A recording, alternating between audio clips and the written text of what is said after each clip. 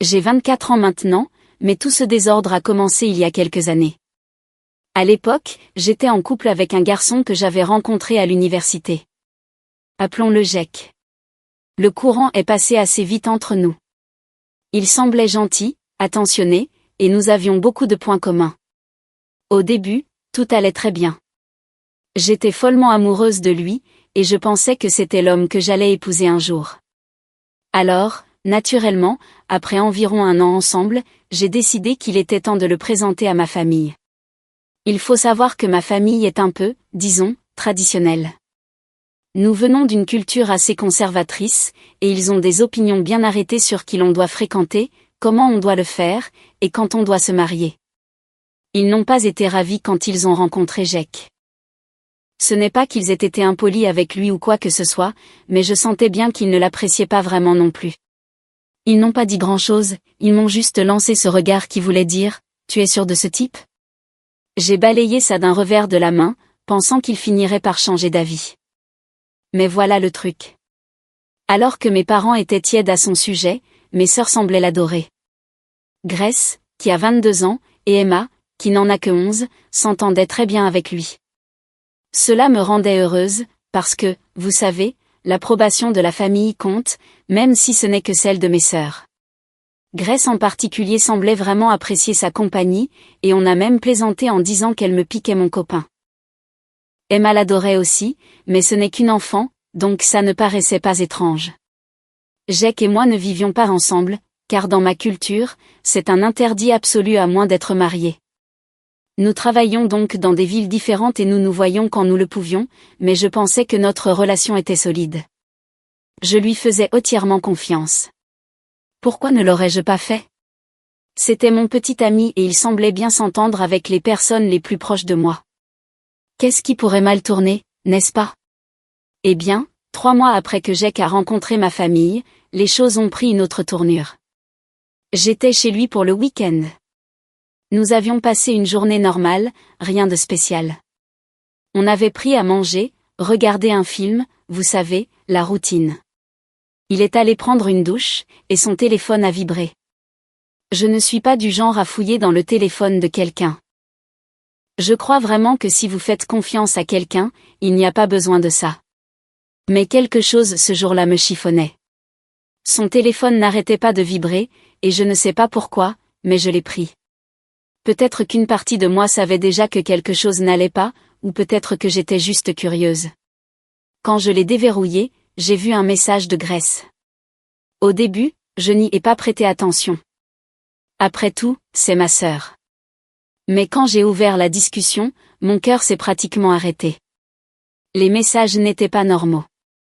Ils étaient d'un flirt très poussé, du genre à vouloir coucher ensemble. Je n'arrivais pas à croire ce que je voyais, ma sœur et mon petit ami. J'ai commencé à faire défiler la conversation vers le haut, et c'était de pire en pire. Il y avait des mois de ce genre de choses, des messages tard dans la nuit, des blagues entre eux que j'ignorais, et même des plans pour se voir dans mon dos. J'ai eu la nausée. Depuis combien de temps cela durait-il? La personne en qui j'avais le plus confiance est ma propre sœur. J'ai pris des captures d'écran de tout. Mes mains tremblaient et je n'arrivais plus à penser clairement, mais je savais que j'avais besoin de preuves. Je me suis envoyé les captures d'écran et je suis partie de chez lui sans un mot. Je n'ai pas attendu qu'il sorte de la douche. Je ne lui ai pas donné la chance de s'expliquer ou de me mentir. J'ai juste filé. Dès que je suis rentrée, mon téléphone a commencé à exploser d'appels et de messages de Jack. Il avait dû se rendre compte que quelque chose n'allait pas en voyant que j'étais partie. J'ai tout ignoré. Je ne pouvais même pas regarder mon téléphone sans avoir envie de crier. Finalement, j'ai envoyé les captures d'écran sur le groupe de discussion de nos amis et je l'ai bloqué. À ce moment-là, je me fichais des conséquences. C'était fini. Je n'avais aucune patience pour les mensonges ou la trahison. Mais ce qui m'a le plus blessé, c'était Grace. La trahison de Jack faisait un mal de chien, mais Grace, c'était un tout autre niveau de douleur. Elle n'était pas seulement ma sœur. Nous avions grandi en étant pratiquement inséparables. Nos parents étant absents et absorbés par leur propre monde la plupart du temps, Grace et moi nous étions toujours appuyés l'une sur l'autre. Nous n'avions que 2 ans d'écart et nous avions toujours été la l'une pour l'autre, ou du moins c'est ce que je pensais. Le lendemain matin, je n'en pouvais plus. J'ai fait une valise et j'ai pris le premier vol pour rentrer à la maison et la confronter. Je me fichais du genre de scène que j'allais faire. C'était plus qu'une simple dispute. J'avais l'impression que mon monde entier s'effondrait. Quand je suis entrée dans la maison de mes parents, Grace était là, comme si de rien n'était, assise à la table de la cuisine, faisant défiler son téléphone. J'ai claqué les captures d'écran sur la table devant elle. Notre mère et notre père étaient là aussi. Grace n'a même pas essayé de nier. Elle a juste regardé les messages et haussé les épaules comme si ce n'était rien. Elle a carrément dit « Oui, je l'ai fait ». Et alors ? J'avais envie de hurler. Comment pouvait-elle agir comme si cela n'avait aucune importance ? Comme si elle n'avait pas simplement détruit notre relation pour de bon. Ma mère a perdu son sang-froid. Elle a giflé Grace, une chose que je ne l'avais jamais vue faire. Mon père était furieux aussi, criant sur Grace, lui disant de sortir de la maison. Il lui a donné 1 semaine pour déménager, et j'ai pensé que c'était la fin. Je pensais que c'était peut-être la fin de tout ce drame. Mais 2 jours plus tard, Grace nous a lâché une autre bombe. Elle était enceinte de l'enfant de Jake. Je n'en croyais pas mes oreilles. La situation était passée de mauvaise à pire en quelques jours. Mes parents, qui avaient été si en colère contre elle, se sont soudainement adoucis. Ils ne pouvaient plus lui en vouloir une fois qu'ils savaient qu'elle était enceinte. Et d'un coup, toute la dynamique a changé. C'était comme si Grace s'en tirait à bon compte simplement parce qu'elle allait avoir un bébé. Mes parents ont commencé à dire qu'ils ne pouvaient pas l'abandonner maintenant, qu'ils devaient la soutenir quoi qu'elle ait fait. C'est là que j'ai craqué. Je leur ai dit exactement ce que je pensais, qu'ils la confortaient dans son comportement, que tout cela était malsain. Ils ont essayé de me dire de me calmer, que je surréagissais, mais je n'en pouvais plus. J'ai pris mes affaires, leur ai dit de ne plus jamais me contacter, et je suis partie. La seule que je n'ai pas bloquée était Emma. Ce n'est qu'une enfant, et je ne voulais pas la couper de ma vie elle aussi. 2 semaines plus tard, ma mère a réussi à obtenir un nouveau numéro et m'a envoyé un faire-part de mariage. Jake et Grace allaient se marier, et ma mère a eu le culot d'agir comme si je devais être là pour l'unité de la famille ou je ne sais quoi. Je lui ai dit d'aller se faire voir et je l'ai bloqué à nouveau. C'est comme ça que tout a commencé. Je pensais que le pire était derrière moi, mais je ne savais pas que le vrai désordre ne faisait que commencer. Après tout ce qui s'était passé avec Grace, mon ex et mes parents, je pensais que couper les ponts m'apporterait un peu de paix. Il s'est avéré que la vie avait d'autres projets. Je ne parlais à personne sauf à Emma, et j'essayais simplement d'avancer dans ma vie, vous voyez. Mais bien sûr, les choses ne se passent jamais aussi bien quand on a une famille comme la mienne. Environ 2 mois après avoir bloqué tout le monde, j'ai commencé à entendre des bruits de couloir. Une de mes cousines avec qui j'étais restée en contact a mentionné que Grace organisait une fête prénatale et que mes parents s'en chargeaient. Apparemment, ils avaient invité une tonne de gens. C'était une énorme célébration. Au début, je n'ai pas été surprise. Je me doutais qu'ils en feraient tout un plat, vu qu'ils agissaient comme si Grace était une sorte de victime. Mais ensuite, ma cousine m'a dit quelque chose qui m'a vraiment irritée. Elle m'a raconté qu'ils avaient commencé à dire aux gens que c'était moi qui avais abandonné la famille et que Grace était la bonne fille qui essayait de maintenir la famille unie. Sérieusement, après tout ce qu'elle avait fait, elle était maintenant l'héroïne de cette histoire. J'étais tellement en colère. J'avais envie d'appeler ma mère et de lui dire ces 4 vérités. Mais je savais qu'il ne fallait pas que je me laisse entraîner à nouveau là-dedans. Je suis restée silencieuse, j'ai essayé de faire profil bas, mais ça ne voulait pas dire que je ne bouillonnais pas à l'intérieur. Le culot qu'ils avaient de retourner toute la situation pour me faire passer pour la méchante. Ma mère avait apparemment raconté à tout le monde que je devais me marier bientôt. Pas pour une vraie raison, juste parce qu'elle ne voulait pas que les gens jacassent sur le fait que Grace, la sœur cadette, se mariait et avait un enfant avant moi. C'est quoi ce délire ? Je ne leur avais même pas parlé depuis des mois. Et maintenant, ils s'inquiétaient de ma réputation. C'était ridicule. Mais c'est ainsi que fonctionnait l'esprit de ma mère.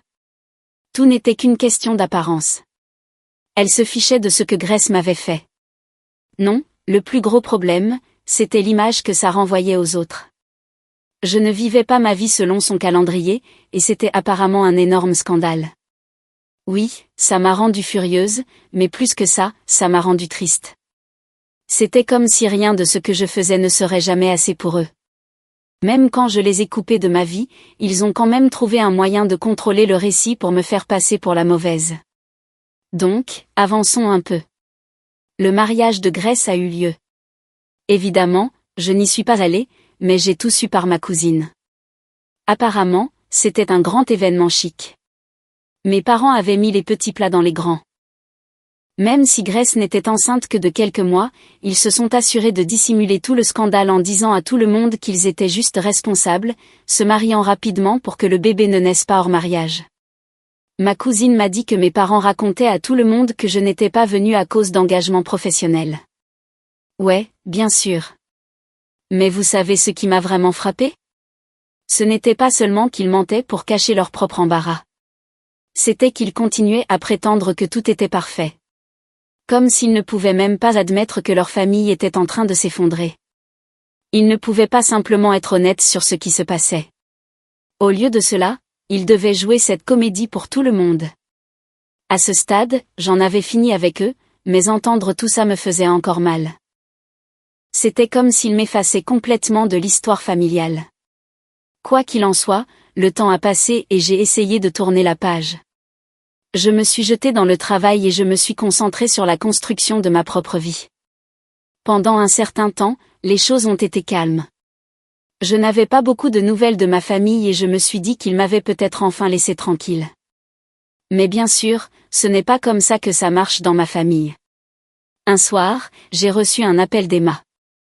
Il était tard et j'allais me coucher. Mais quelque chose dans la façon dont le téléphone a sonné m'a donné un mauvais pressentiment. Quand j'ai décroché, Emma pleurait. Elle pouvait à peine prononcer les mots, mais elle a fini par me dire que notre père était décédé. J'étais abasourdie. Je veux dire, je n'avais pas la meilleure des relations avec lui, mais quand même, c'était mon père. Ce qui m'a vraiment énervée, cependant, c'est que ce soit Emma qui ait dû m'appeler. Ma mère n'avait même pas pris la peine. Je n'avais pas eu un modèle. Emma m'a dit que notre père était malade depuis un moment, mais qu'il ne me l'avait pas dit. Ma mère avait décidé de me le cacher parce qu'elle ne voulait pas me stresser. Vous y croyez? Mon propre père était malade et il ne pensait pas que j'avais le droit de savoir. Le lendemain matin, j'ai réservé un vol pour rentrer. Je me fichais de tout le drame. Je voulais juste être là pour Emma. Quand je suis arrivée chez mes parents, c'était comme entrer sur un champ de bataille. Ma mère et Grace étaient là, et la première chose qu'elles ont faite en me voyant a été de commencer à crier. Elles m'ont accusée de ne revenir que pour l'argent, comme si c'était la seule raison pour laquelle je voudrais être là. Grace était particulièrement méchante, me traitant d'égoïste, disant que je les avais abandonnés quand ils avaient le plus besoin de moi. Je n'ai même pas eu la chance de faire mon deuil. Tout le monde était tellement concentré sur l'héritage, sur qui allait avoir quoi, qu'ils parlaient à peine de papa. C'était dégoûtant. Et comme si les choses n'étaient pas assez graves, quand ils ont lu le testament, l'enfer s'est déchaîné. Il s'est avéré que papa m'avait laissé la plus grosse part de ses biens. J'étais choquée. Je n'attendais rien de lui, surtout après la façon dont les choses s'étaient passées. Mais c'était là, noir sur blanc. J'obtenais 40%, Emma 30%, maman 20%, et Grace, elle, obtenait 10%. On pourrait penser que je me serais sentie soulagée, n'est-ce pas?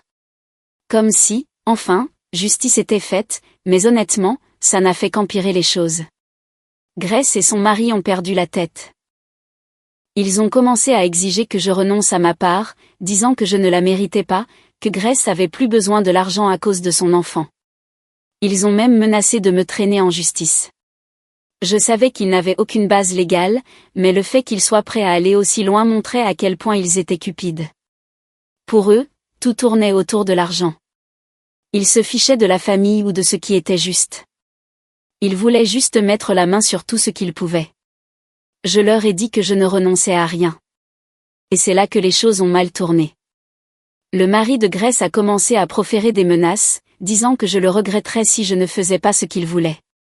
Je savais que ce n'était que des paroles en l'air, mais c'était quand même troublant. Je faisais déjà face à la perte de mon père, et maintenant je devais supporter ces conneries en plus. C'en était trop. Après la lecture du testament, je suis retournée à mon hôtel pour me vider la tête. J'ai pensé à tout ce qui s'était passé. Tous les mensonges, la trahison, la cupidité, et j'ai réalisé quelque chose. Je n'allais plus les laisser me marcher sur les pieds. J'avais passé trop de temps à laisser ma famille contrôler ma vie, et il était temps de me défendre. Donc, après toute l'explosion autour de l'héritage, je pensais que les choses ne pouvaient pas empirer. Je veux dire, il m'avait déjà accusé de revenir uniquement pour l'argent, et Grace et son mari essayaient de m'intimider pour que je renonce à ma part, mais je n'allais pas céder. Je savais que j'avais légalement droit à ce que mon père m'avait laissé. Et honnêtement, après tout ce qu'il m'avait fait subir, il n'y avait aucune chance que je cède. Quoi qu'il en soit, quelques jours après la lecture du testament, j'ai reçu un message de mon avocat. Nous avions une réunion prévue pour examiner quelques détails supplémentaires sur la succession. Et honnêtement, je voulais juste en finir. J'étais fatiguée de tout ce drame et je voulais simplement tout régler pour pouvoir reprendre ma vie. Mais quand je suis arrivée au cabinet de l'avocat, il m'a annoncé quelque chose auquel je ne m'attendais pas. Il s'est avéré que mon père m'avait écrit une lettre avant de mourir. L'avocat me l'a tendue et m'a dit que mon père lui avait demandé de me la donner quand le moment serait venu. Je suis restée assise une minute à regarder l'enveloppe, ne sachant même pas si je voulais l'ouvrir. J'avais des sentiments si mitigés à propos de mon père. Oui, il m'avait laissé la plus grosse part dans le testament, mais il ne m'avait jamais vraiment défendu quand tout le bordel avec Grace a éclaté. J'étais en colère contre lui, mais en même temps, il me manquait. C'est difficile à expliquer. Finalement, j'ai ouvert la lettre. Elle n'était pas longue, juste quelques paragraphes, mais ce qu'il disait m'a en quelque sorte touchée. Il s'excusait de ne pas avoir été là pour moi quand j'en avais besoin. Il disait qu'il savait qu'il aurait dû faire plus, mais qu'il se sentait piégé par la situation avec ma mère et Grace. Il a admis qu'il avait des regrets, surtout sur la façon dont les choses s'étaient terminées entre nous. En lisant ça, je ne savais pas si je devais pleurer ou être en colère. Une partie de moi ressentait un peu de soulagement, mais une autre partie était juste furieuse qu'il n'ait rien dit de tout ça de son vivant. Après avoir lu la lettre, l'avocat et moi avons examiné quelques autres points concernant la succession. Mais mon esprit était ailleurs. Je ne pouvais pas m'empêcher de penser à quel point les choses auraient pu être différentes si mon père avait simplement parlé plus tôt. S'il m'avait défendu au lieu de rester silencieux, peut-être que nous ne serions pas dans ce pétrin en ce moment. Mais il était trop tard pour tout ça, et je ne pouvais rien faire pour changer le passé. Sur le chemin du retour à l'hôtel, j'ai reçu un appel d'Emma. Elle était vraiment bouleversée parce qu'apparemment, Grace avait dit des choses assez méchantes sur moi en ville. Elle racontait aux gens que j'essayais de voler l'héritage et que je montais la famille contre elle. Je n'étais pas surprise. Honnêtement, Grace a toujours su jouer la victime et se faire passer pour l'innocente. Mais ça faisait quand même mal d'entendre qu'elle répandait des mensonges sur moi. Quand je suis rentrée à l'hôtel, j'ai décidé de faire une pause dans tout ce drame et de passer du temps avec Emma. Je suis allée la chercher et nous sommes sortis dîner. Nous avons parlé de tout ce qui s'était passé et j'ai essayé de la rassurer en lui disant que rien de tout cela n'était de sa faute. Elle était juste prise au milieu de tout ça et je détestais qu'elle doive y faire face. Mais le lendemain, les choses ont pris une autre tournure pour le pire. Je me suis réveillée avec une flopée d'appels manqués et de SMS de numéros inconnus. Au début, j'ai pensé que c'était juste du spam, mais ensuite j'ai commencé à lire les messages. Ils étaient tous menaçants, m'insultant et m'accusant d'essayer de déchirer la famille. Quelqu'un a même dit qu'il allait me le faire payer si je ne reculais pas. Je n'avais aucune idée de qui était derrière ça, mais je soupçonnais que le mari de Grace était impliqué. Il m'avait déjà menacé une fois, et je ne serais pas surprise qu'il essaie quelque chose comme ça. J'ai tout transmis à mon avocat au cas où les choses s'envenimeraient, mais honnêtement, ça commençait à devenir vraiment effrayant. C'est une chose de gérer des drames familiaux, mais quand les gens commencent à proférer des menaces, c'est un tout autre niveau. Plus tard dans l'après-midi, je suis allée à ma voiture pour découvrir que quelqu'un avait crevé mes pneus. Les 4. J'étais complètement paniquée à ce stade. Qui fait ça? Je savais que Grace et son mari étaient en colère, mais cela semblait beaucoup trop extrême. C'était comme s'ils étaient prêts à tout pour obtenir ce qu'ils voulaient. J'ai appelé la police et j'ai porté plainte, mais je n'avais pas beaucoup d'espoir qu'ils attrapent le coupable. Pourtant, je n'allais pas me laisser intimider. Je gérais déjà assez de choses, et la dernière chose dont j'avais besoin était d'avoir peur chaque fois que je sortais. J'ai parlé au personnel de l'hôtel, et ils ont renforcé la sécurité autour de la propriété, ce qui m'a un peu rassuré, mais il était clair que cela n'allait pas se terminer de sitôt. Quelques jours plus tard, nous avons eu une autre réunion avec l'avocat pour finaliser certaines choses avec la succession. Grace et son mari étaient là, et la tension dans la pièce était palpable. Ils m'ont à peine adressé la parole, mais les regards noirs qu'ils me lançaient en disaient assez. À la fin de la réunion, le mari de Grace m'a prise à part et m'a dit que je faisais une énorme erreur en ne renonçant pas à ma part. Il a dit que je le regretterais et que ce n'était pas fini. Je n'ai même pas pris la peine de répondre. Je suis juste partie. Je n'allais pas le laisser me faire peur pour que je fasse quelque chose que je ne voulais pas faire. Mais au fond de moi, je savais que ce n'était pas la fin. Grace et son mari n'arrêteraient pas tant qu'ils n'auraient pas obtenu ce qu'ils voulaient, et je devais être prête à tout ce qui pourrait arriver. Ce soir-là, je me suis assise et j'ai réfléchi à tout ce qui s'était passé depuis la mort de mon père. Les mensonges, les menaces, le vandalisme. C'était épuisant. Je voulais juste que ce soit fini. Je voulais avancer dans ma vie et laisser tout ça derrière moi. Mais je savais que ça n'arriverait pas tant que Grace et son mari seraient dans les parages. Pourtant, je n'allais pas abandonner. J'avais traversé trop de choses pour les laisser me marcher sur les pieds maintenant. Ils pouvaient proférer toutes les menaces qu'ils voulaient, mais je ne reculerais pas. C'était ma vie, mon héritage, et j'allais me battre pour ce qui m'appartenait. Et s'ils pensaient pouvoir me faire peur pour que je me soumette, ils allaient avoir une sacrée surprise. Les choses ne se sont pas calmées après cette dernière réunion avec l'avocat. Au contraire, elles ont empiré. Grace et son mari devenaient de plus en plus désespérés, et honnêtement, j'avais l'impression d'être au milieu d'un mauvais film. Les menaces continuaient. Les SMS méchants de numéros aléatoires ne s'arrêtaient pas, et j'étais juste mentalement épuisée. Un soir, environ une semaine après l'incident des pneus crevés, je retournais à l'hôtel après un dîner avec Emma. Elle était restée avec moi quelques jours, ce qui était honnêtement un soulagement. C'était agréable d'avoir quelqu'un de mon côté dans tout ce désordre. Nous traversions le hall quand j'ai remarqué ce type qui nous regardait. Au début, j'ai pensé que c'était peut-être juste une personne attendant quelqu'un, mais quand nous sommes passés, il nous a suivis. J'ai essayé de ne pas paniquer, mais toute la situation m'avait déjà mise sur les nerfs. Nous sommes entrés dans l'ascenseur et dès que les portes se sont fermées, j'ai regardé Emma. « Tu as vu ce type ?» ai-je demandé. Elle a hoché la tête, l'air aussi nerveuse que moi. Oui, il nous fixait. Nous sommes arrivés à notre chambre et j'ai immédiatement appelé la réception pour signaler le type. Ils ont dit qu'ils vérifieraient les caméras et enverraient quelqu'un patrouiller à l'étage, mais ça ne m'a pas beaucoup rassurée. Tout ça devenait beaucoup trop proche pour être confortable. Je n'arrivais pas à me défaire de l'idée que le mari de Grace était derrière tout ça. Qui d'autre irait aussi loin juste pour me faire peur ?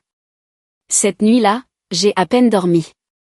Chaque petit bruit me faisait sursauter, convaincu que quelqu'un essayait de s'introduire ou pire. C'était comme vivre dans un cauchemar, et tout ce que je pouvais penser était comment faire pour que ça s'arrête. Le lendemain matin, j'ai décidé que je devais prendre des mesures sérieuses. J'ai appelé mon avocat et lui ai tout raconté sur les menaces, le type bizarre dans le hall, les pneus crevés. Il a convenu que les choses devenaient incontrôlables et a suggéré que nous obtenions une ordonnance restrictive contre le mari de Grace. Ce n'était pas quelque chose que je voulais faire, mais à ce stade, cela semblait être la seule option. Nous avons déposé les papiers le lendemain, et j'ai essayé de faire profil bas en attendant la date du tribunal, mais bien sûr, Grace et son mari n'ont pas bien pris la nouvelle. Les SMS ont repris de plus belle, cette fois avec plus de menaces sur le fait que je le regretterais et qu'il s'assurerait que je paie pour tout. C'était épuisant, mais j'en avais fini d'avoir peur. Ils pouvaient me lancer tout ce qu'ils voulaient, mais je ne céderais pas. Quelques jours plus tard, la date du tribunal pour l'ordonnance restrictive est arrivée. Je me suis présentée avec mon avocat et devinez qui d'autre était là ? Grace et son mari, bien sûr. Ils avaient l'air suffisants, comme s'ils pensaient que tout cela était une blague. J'ai évité leur regard, me concentrant sur ce que disait mon avocat, mais je pouvais sentir leurs yeux sur moi tout le temps. Quand le juge nous a appelés, le mari de Grace a essayé de faire comme si c'était moi qui causais tous les problèmes. Il a dit que j'exagérais tout, que j'étais juste amère à propos de l'héritage et que j'essayais de lui rendre la vie infernale. Je n'en croyais pas mes oreilles. Sérieusement ? Il crève mes pneus, m'envoie des menaces, et c'est moi qui cause des problèmes ? Heureusement, le juge a vu clair dans son jeu. Après avoir entendu les deux parties, il a accordé l'ordonnance restrictive, et pour la première fois depuis ce qui semblait être une éternité, j'ai ressenti un petit sentiment de soulagement. Au moins maintenant, il y avait quelque chose en place pour me protéger si les choses empiraient.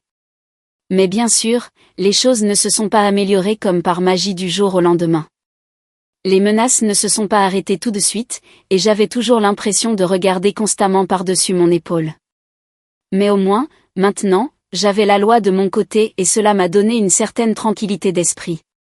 Quelques semaines ont passé et je commençais enfin à sentir que les choses se calmaient peut-être. Je restais toujours à l'hôtel, mais j'avais commencé à chercher un nouvel appartement où je pourrais me sentir plus en sécurité. Emma était rentrée chez elle et elle me manquait, mais nous restions en contact constant. Elle devait encore gérer les retombées de tout le drame familial, mais au moins elle n'était pas autant coincée au milieu que moi. Puis un matin, je me suis réveillée avec un message d'un numéro inconnu. Ce n'était pas une menace cette fois, cependant. C'était un lien. J'ai hésité une seconde avant de cliquer dessus. Et ce que j'ai vu m'a retourné l'estomac.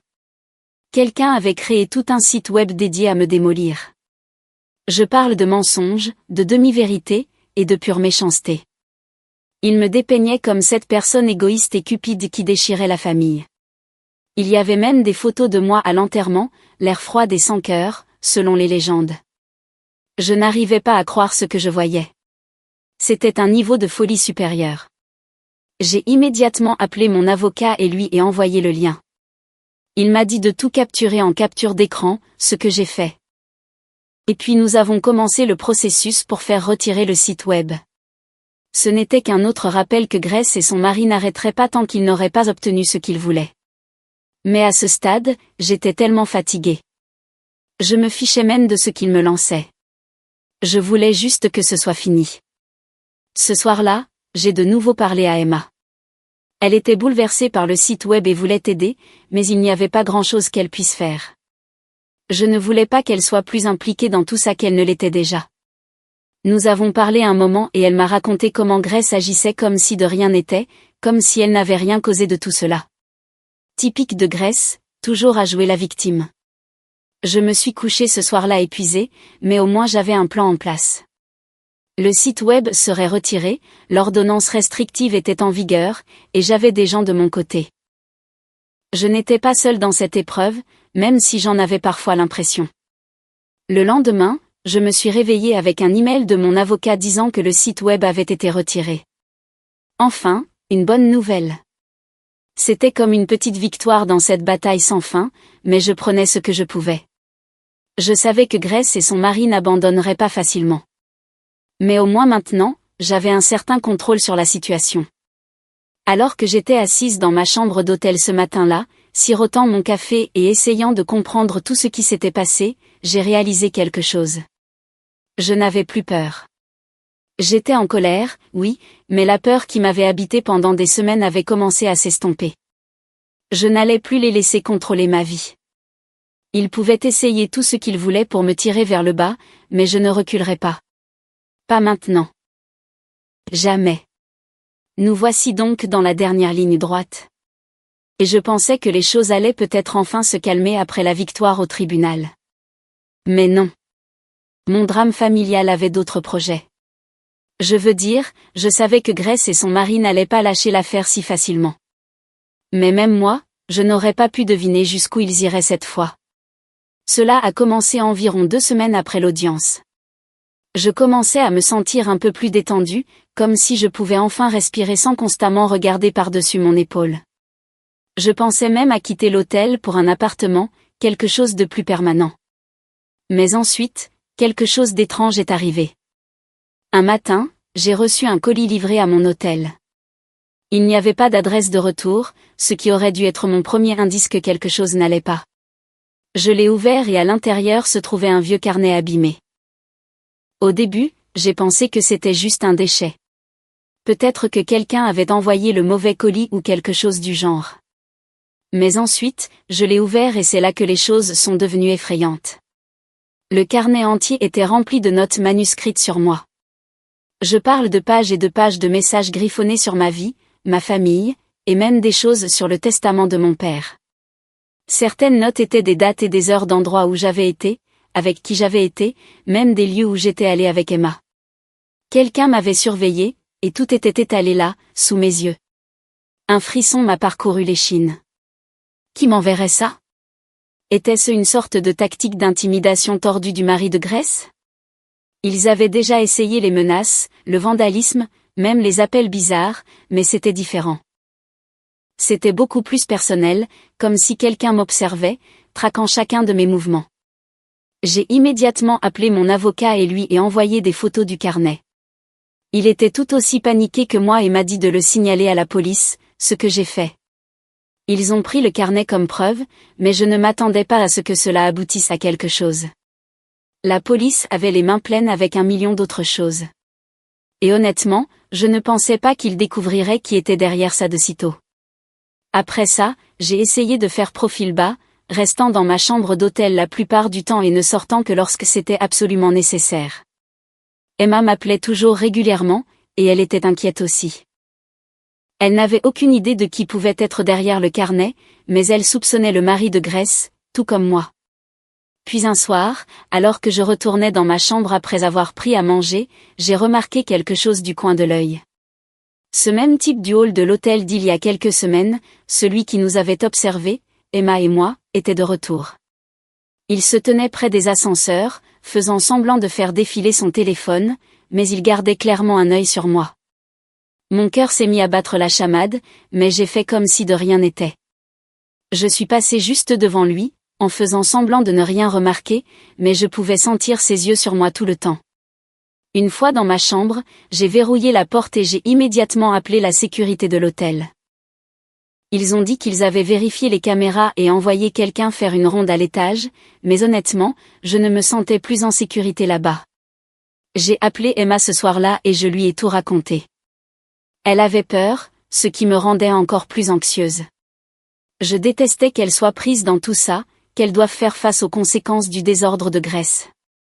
Mais je lui ai promis que je serais prudente, et nous avons prévu de nous voir le lendemain pour décider quoi faire.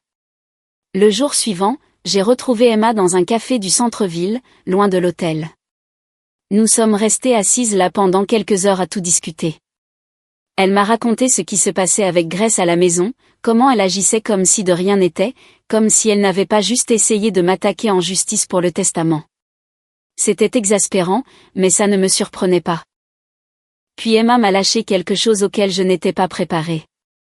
Elle a dit que le mari de Grace avait posé des questions sur mes allées et venues, essayant de savoir où je logeais. C'est là que j'ai compris. Le type à l'hôtel, le carnet, tout ça. Il me surveillait, et il préparait probablement quelque chose de pire. Je savais que je ne pouvais plus rester à l'hôtel. Ce n'était pas sûr. Et si le mari de Grace avait des gens qui me surveillaient, ce n'était qu'une question de temps avant que les choses ne dégénèrent.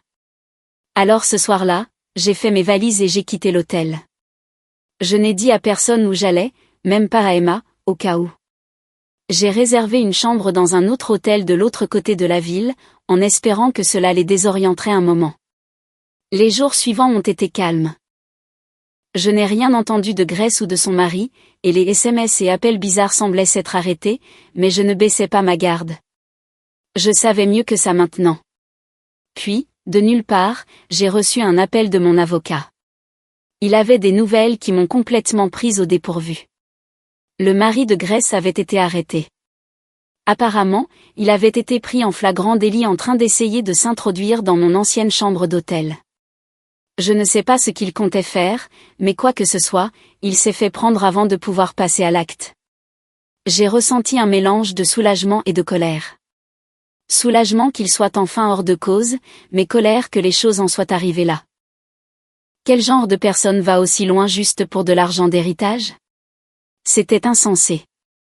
La police m'a dit qu'ils enquêtaient et que je devrais probablement retourner au tribunal pour témoigner, mais au moins maintenant je savais que j'étais en sécurité, du moins pour le moment. Après ça, les choses ont enfin commencé à se calmer. La police me tenait au courant de l'affaire, et mon avocat était confiant que le mari de Grace ne pourrait plus rien tenter de tel. Pas avec les accusations auxquelles il faisait face. J'ai emménagé dans un nouvel appartement quelques semaines plus tard, un endroit que Grace et son mari ne connaissaient pas. Je suis restée en contact avec Emma, bien sûr, mais je me suis assurée qu'elle ne dise à personne où je vivais. Je ne prenais aucun risque. Cela fait quelques mois maintenant, et même si j'aimerais dire que tout est revenu à la normale, je ne pense pas que ce sera jamais le cas. Il y a toujours une partie de moi qui est sur le qui-vive, qui regarde toujours par-dessus son épaule, se demandant si Grace ou son mari essaieront encore quelque chose. Mais pour l'instant, j'essaie juste d'avancer dans ma vie, de me reconstruire après tout ce qu'ils m'ont fait subir. En y repensant, je n'arrive pas à croire jusqu'où tout cela est allé. Ça a commencé avec Grace me trahissant avec mon petit ami, et ça a escaladé en menaces, batailles judiciaires et ordonnances restrictives. Mais à travers tout ça, j'ai appris quelque chose d'important. Je suis plus forte que je ne l'aurais jamais cru. Et quoi qu'il arrive, je ne laisserai plus jamais personne profiter de moi.